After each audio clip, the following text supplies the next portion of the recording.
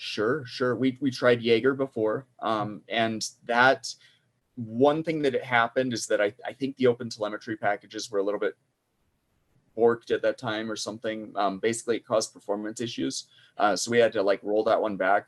But on top of that, trying to keep Jaeger up with an Elasticsearch backend, the Elasticsearch just didn't want to scale very well. It was fine for tiny little bits of data, but as soon as you went and tried to like scale it up to the level that SigNoz is capable of handling, it would just the Elasticsearch cluster would fall over. And I know it could be fixed with tuning. I know it could be fixed with like, you know, throwing more resources at it, throwing more Elasticsearch nodes at it, but it wasn't cost effective.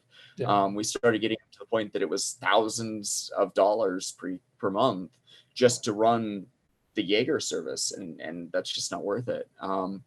Anything, you know, a little bit of money is expected because you do want to be able to like, developer time is very, you know, valuable, but also at a certain point you hit that tip over point where developer time is worth less than trying to keep up that metrics cluster. And so it just wasn't very effective. It slowed down the site. It had all sorts of issues. This time we're still using those same OpenTelemetry packages, but I think something's been fixed or improved along the way.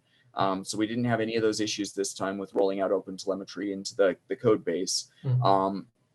But we also, SigNoz is way more performant and way more resource efficient. And so we don't need to throw nearly as many nodes at it. We don't need to throw nearly as much like compute or RAM at it. Like just it runs, and it runs very efficiently for what it's doing.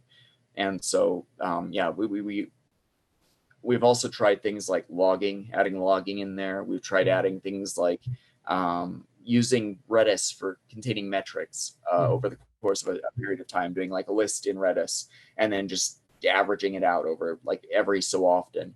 And it kind of works. It's not great. It doesn't give you a lot of insight into it. It doesn't tell you how the code's running. It just tells you like kind of this particular thing that you're monitoring is having this performance. And it's like, you don't get to see each and every function call. You don't get to see what endpoint they were hitting to get that. You don't get to see like what user they were getting to or using to use that or anything else like that. It's just very black box. It tells you a basic high level overview, but not really like a very drill down type of thing. Yeah, I think it's not designed for use case like metrics or traces. It's more of,